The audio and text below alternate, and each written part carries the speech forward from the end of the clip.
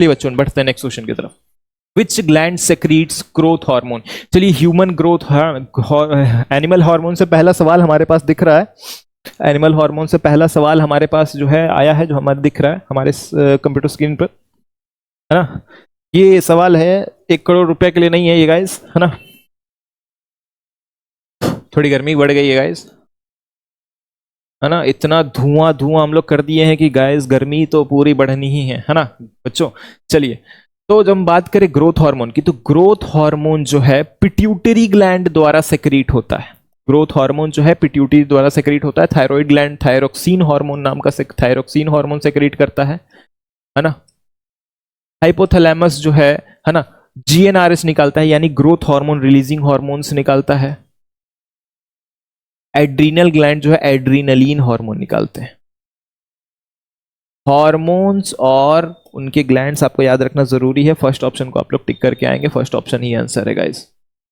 Pituitary ही जो है growth hormone release कराता है। नेक्स्ट क्वेश्चन है हमारे पास, the secretion of which hormone leads to physical change in the body when you are 10 to 12 years of age, है ना। Secretion of which hormone leads to physical changes in the body when you are 10 to 12 years of age। 10 से 12 साल की उम्र में आपके body में 2 hormones निकलते हैं। कौन से हार्मोन्स है जो आपके फिजिकल, है ना, लुक्स को एनहांस करते हैं, आपके क्या कहते हैं, आपको सेक्सुअली एक्टिव करते हैं, आपके, है ना, आपके बॉडी में बहुत सारे फिजिकल चेंजेस आ रहे होते हैं। डीपनिंग ऑफ वॉइस मेल्स में, है ना, श्रिलिंग ऑफ वॉइस इन फीमेल्स। तो उन सब हार्मोन्स के बारे में हमें अच्छी और गंदी बातें देखनी है ना। चूज करना है इन सभी गंदी बातों में से एक अच्छा सा पॉइंट। चलिए स्टार्ट करते हैं। Estrogen from testis and testosterone from ova, क्या ये सही बात है? एकदम ही साफ साफ गलत बात है गाइज। एस्ट्रोजन टेस्टिस में से सेक्रीट होता ही नहीं है। गलत बात, गलत बात, गलत बात डिटेक्टेड, है ना। नेक्स्ट देखिए, टेस्टोस्टेरोन फ्रॉम ओवा, ये भी गलत बात गाइज, गलत बात, क्योंकि एस्ट्रोजन जो है ओवा में से रिलीज होता है और टेस्टोस्टेरोन जो है टेस्टिस में से। चलिए नेक्स्ट प्रश्न पढ़ते हैं। एस्ट्रोजन फ्रॉम एड्रीनल ग्लैंड, क्या एस्ट्रोजन एड्रीनल ग्लैंड से निकलता है? गलत गाइस, गलत बात, फिर से गलत बात। टेस्टोस्टेरोन फ्रॉम पिट्यूटरी ग्लैंड, ये भी एकदम सरासर गलत बात है। अभी हमने पढ़ा पिट्यूटरी से ग्रोथ हार्मोन निकलता है। Testosterone from testis and estrogen from ovary, क्या ये सही बात लिखी जा रही है? हाँ बच्चों, ये एकदम सच्ची सच्ची और अच्छी अच्छी बातें हैं। हाँ, सच्ची सच्ची और अच्छी अच्छी बातें हैं, उसे हम आंसर में लिख कर आ जाएंगे गाइस, यही आंसर। चलिए बढ़ते हैं नेक्स्ट सवाल की तरफ। 23, अ diabetic patient suffers from deficiency of which hormone. बच्चों कह रहा है कि अगर एक कोई डायबिटिक पेशेंट है, कोई एक डायबिटीज का पेशेंट है, तो उसे किस हार्मोन की कमी हो रही होगी? क्या आप अच्छे आधे डॉक्टर बन चुके होंगे ये हार्मोन्स के चैप्टर पढ़ने के बाद? तो मैं बता दूं बच्चों कि अगर डायबिटीज होता है, याद करिए हमने प्रीवियस सवालों में देखा कि पैंक्रियास से एक हार्मोन निकलता है, इंसुलिन एंड ग्लूकागॉन, जो ब्लड शुगर को रेगुलेट करता है। बच्चों तो मैं बता दूं कि इंसुलिन जो है हार्मोन्स को, है ना, ब्लड शुगर लेवल को क्या करेगा? डिक्रीज करेगा, कम करने की काम करेगा। वही जब हम बात करें ग्लूकागॉन की, दिख रहा है बच्चों, ग्लूकागॉन जो है ये ब्लड शुगर लेवल को इंक्रीज करने का काम करता है। तो डायबिटीज की जब हम बात करें, तो डायबिटीज में बच्चों ये एक कंडीशन है जिसके अंदर ब्लड शुगर लेवल जो है ना, हमेशा राइज अप रहता है और इंसुलिन की कमी रहती है। अगर इंसुलिन नहीं रहा तो उन्हें डायबिटीज हो जाता है। इंसुलिन की कमी से जो है पेशेंट जो है डायबिटीज मेलिटस का शिकार हो जाता है बच्चों, तो इंसुलिन होगा आंसर। नेक्स्ट क्वेश्चन की तरफ बढ़ते हैं। 24वां नंबर सवाल है, which of the following endocrine gland does not exist? Which of the following endocrine gland does not exist in pairs? पूरा सवाल पढ़ेंगे बच्चों, है ना। गलती यहीं पे होती है, अगर हमने ये एग्स इन पेयर्स पढ़ा नहीं होता तो फिर हम सोचते कि भैया कौन सा ऐसा ग्लैंड का नाम लिखा हुआ है जो हमारे बॉडी में एग्जिस्ट ही नहीं करता है। लेकिन यहाँ पे सवाल पूरा पढ़ने के बाद हमारे दिमाग में आता है कि कौन सा ऐसा ग्लैंड है जो कि जोड़े में एग्जिस्ट नहीं करता है। टेस्टिस, हाँ गाइस, जोड़े में एडिट करता है। एड्रीनल, हाँ गाइस, जोड़े में एग्जिस्ट करता है। पिट्यूटरी और ओवरी, पिट्यूटरी की जब हम बात करें गाइस, तो पिट्यूटरी हमारे ब्रेन में है और सिर्फ वो एक ही पार्ट, एक ही है, जोड़े में एग्जिस्ट नहीं करता है। हमारे पास सिर्फ एक पिट्यूटरी। एड्रीनल भी 2 हैं, टेस्टिस भी 2 हैं, अगर फीमेल्स हैं तो ओवरी भी 2 हैं। चलिए बढ़ते हैं next. The movement of plant parts in response to the force of attraction exerted by the earth is called. The movement of plant parts in response to the force of attraction exerted by the earth, है ना। force of attraction यानी कि जो अर्थ का प्यार है ना, जो अर्थ का प्यार है जो हमसे वो करता है अपनी तरफ अट्रैक्ट करने के लिए, जिसे हम ग्रेविटी का नाम देते हैं, अर्थ के प्यार को जिसे हम ग्रेविटी का नाम देते हैं। तो ग्रेविटी की वजह से जो प्लांट्स में मूवमेंट होता है गाइज, उसे ही तो हम कहते हैं जियोट्रॉपिज्म। आंसर है गाइज जियोट्रॉपिज्म। हाँ चलिए बढ़ते हैं नेक्स्ट सवाल की तरफ, है ना।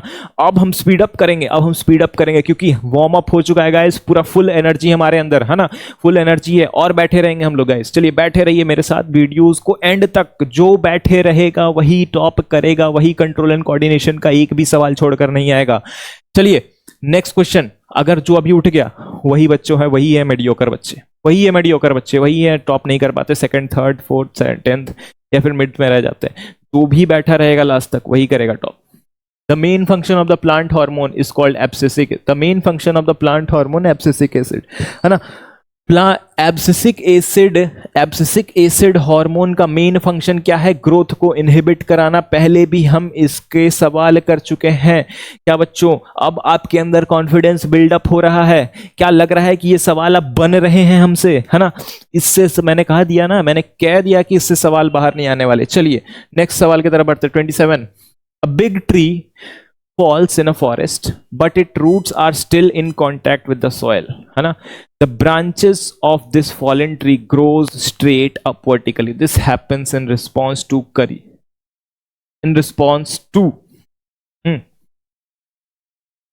चलिए यहाँ पे एक गलती हो गई, ये वर्ड को आप लोग काट दीजिए यहाँ से। यहाँ पे करियर काउंसलिंग का कोई भी काम नहीं है। चलिए हम लोग का क्वेश्चन यहीं तक है। तो कह रहा है कि बड़ा सा ट्री जो है गाइस, गिर जाता है, उसके रूट्स अभी भी मिट्टी के कांटेक्ट में हैं, लेकिन उसके जो ब्रांचेस हैं, है ना, वो स्ट्रेट वर्टिकली ऊपर की तरफ बढ़ रहे हैं, है ना। तो वो किसके रिस्पॉन्स में बढ़ रहे हैं,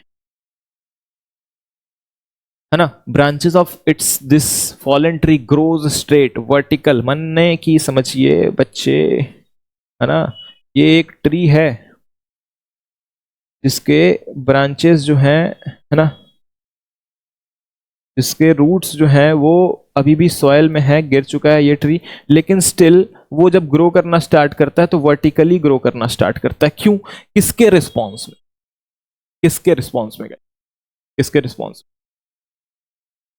तो हम बात करें कि ग्रेविटी के अपोजिट, है ना, ग्रेविटी के अपोजिट में वो ग्रो कर रहा है और लाइट के टुवर्ड्स ग्रो कर रहा है, टुवर्ड्स लाइट और ग्रेविटी के अपोजिट। तो ये वाला ऑप्शन होगा सही, ठीक है, क्योंकि वाटर से उसे कोई लेना देना नहीं है, क्योंकि वाटर रूट से एब्जॉर्ब होता है। वाटर जो है मिनरल्स, उससे भी रूट से एब्जॉर्ब हो रहे हैं वो सारे, वाटर और लाइट। वाटर से कोई लेना देना, लाइट के टुवर्ड्स ग्रो कर रहा है, लेकिन ये दूसरा वाला गलत। तो यहाँ पे ये वाला आंसर जो है, लास्ट वाला आंसर यही से।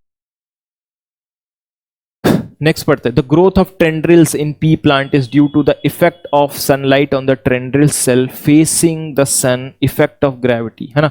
The growth of tendrils in a pea plant is due to tendrils, यानी कि पी प्लांट के टेंड्रिल्स की बात हो रही है गाइस, है ना। वो टेंड्रिल्स की बात हो रही है, और वो टेंड्रिल्स का कहना है, उस टेंड्रिल्स ग्रो किससे मतलब अफेक्टेड हैं, वो जो टेंड्रिल्स हैं बी प्लांट में, वो किस चीज से अफेक्टेड हैं? क्या वो सनलाइट से अफेक्टेड है? क्या वो ग्रेविटी से अफेक्टेड है? क्या वो रैपिड सेल डिवीजन से अफेक्टेड है?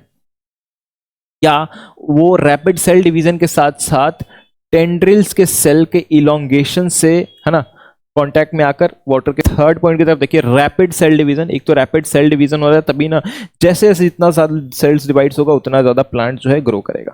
समझ रहे हैं आप मेरी बात को, है ना। जितना ज्यादा सेल डिवाइड करेगा उतना ज्यादा टेंड्रिल्स जो है ग्रो करेंगे। पहला फैक्टर तो ये हमने चूज कर लिया कि भाई ये पहला फैक्टर। दूसरा फैक्टर हमें चूज करना है इन दोनों में, elongation in the tendril cell that are away from the support. Support से जो अवे हैं उनमें इलोंगेशन होगा, तभी तो वो ग्रो करेंगे टेंड्रिल्स, है ना। इसमें जरा चेक करिए, elongation the tendril cell away in the in contact with the support. अगर सपोर्ट के कांटेक्ट में रहते हैं कोई टेंड्रिल्स तो वो ग्रो नहीं करने वाले हैं, जो उनसे अपोजिट डायरेक्शन में है वही चीज ग्रो करेंगे, है ना। तो आंसर होगा सी। ठीक है बच्चों, नेक्स्ट क्वेश्चन की तरफ बढ़ते हैं 29, है ना। The plant hormone which triggers the fall of mature leaves and fruit from the plant body. जिन्होंने अभी तक हमारे शुरू से अभी तक सारे एमसीक्यूज देखे हैं, वो बच्चा इस सवाल का आंसर एक बार में टिक कर सकता है। वो बच्चा ये एक बार में टिक कर सकता है ये आंसर।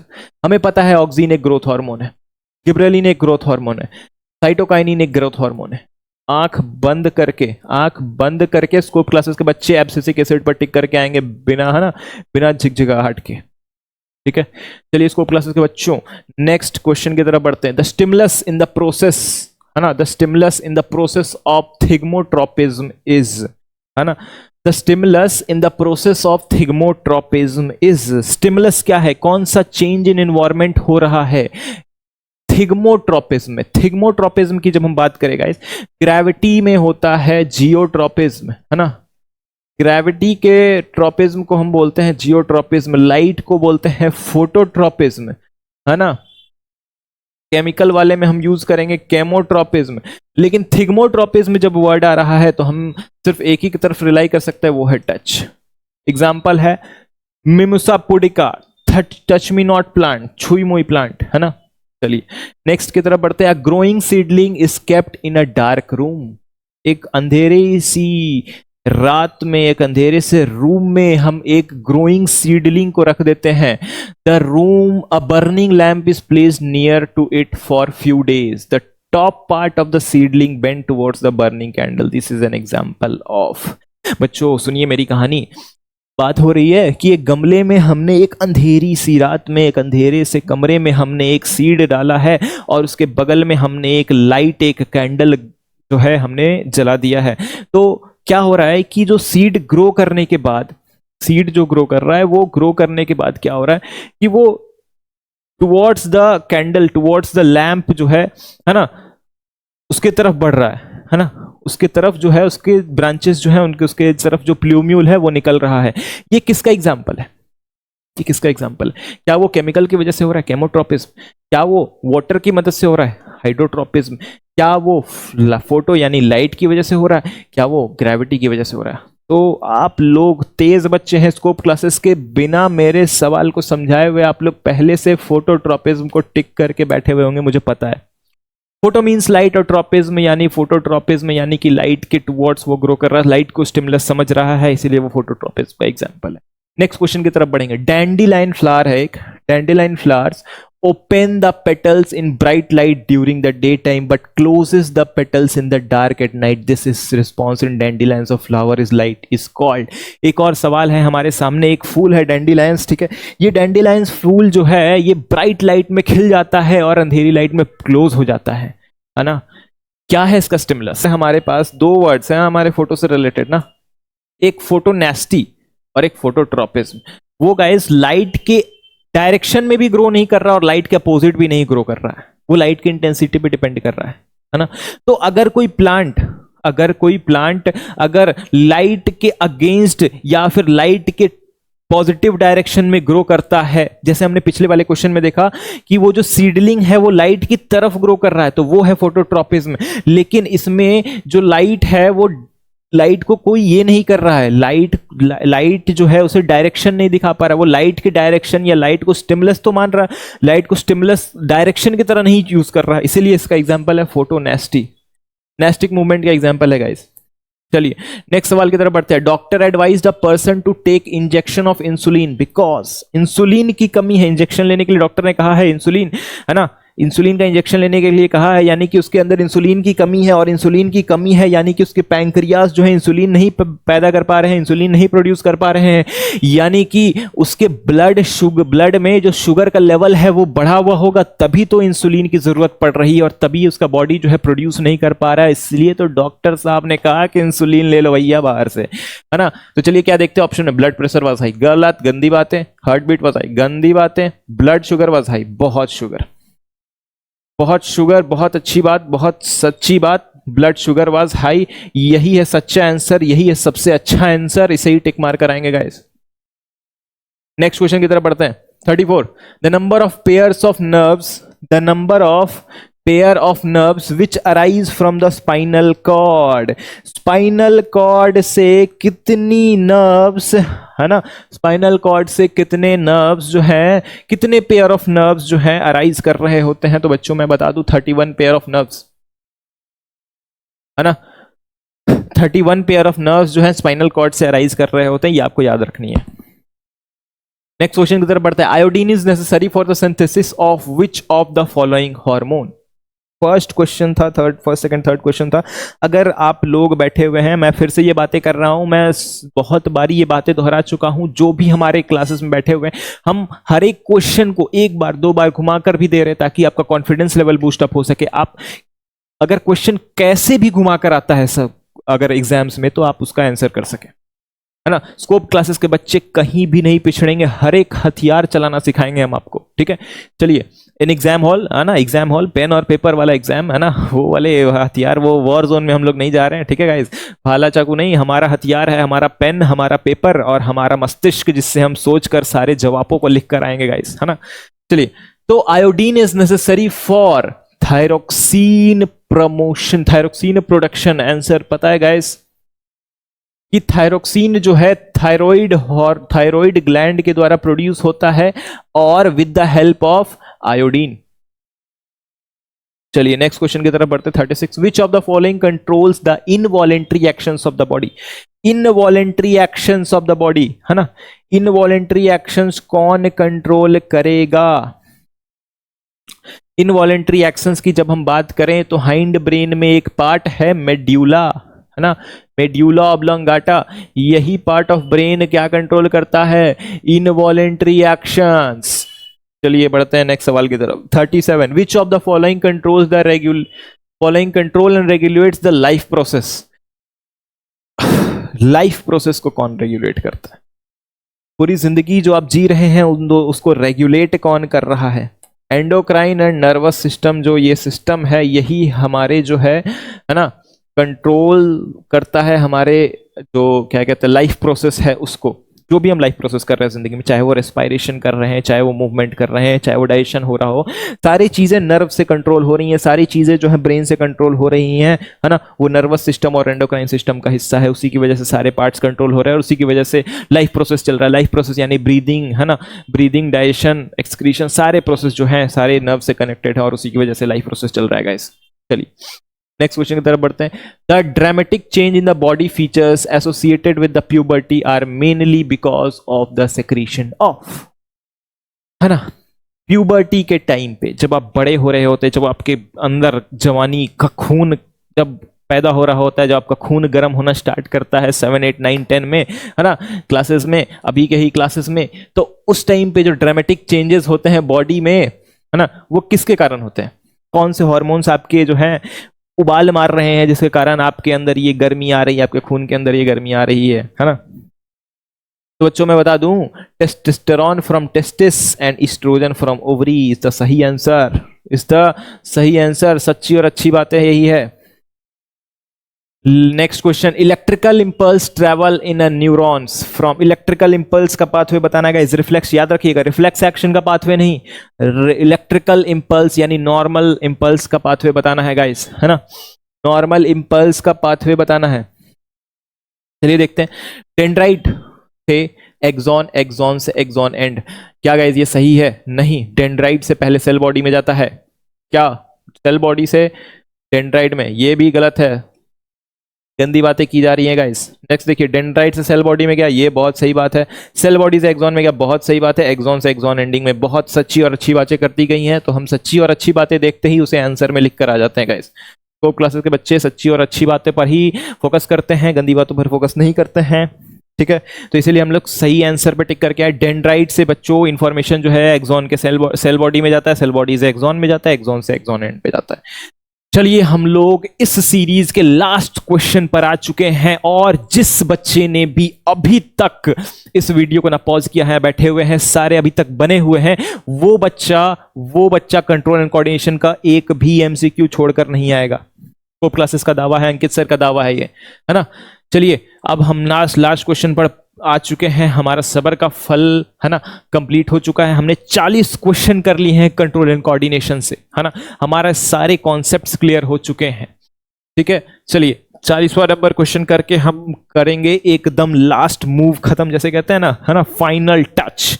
लास्ट क्वेश्चन के साथ फाइनल टच देंगे। Highest coordinating centre in the human body. Guys ये क्वेश्चन दोबारा रिपीट हो रहा है, ये क्वेश्चन दोबारा रिपीट हो रहा है। इसका आंसर मुझे कमेंट बॉक्स में चाहिए, मैं इसका आंसर नहीं लिखूंगा, है ना। इसका आंसर जो है मुझे कमेंट बॉक्स में चाहिए, ठीक है।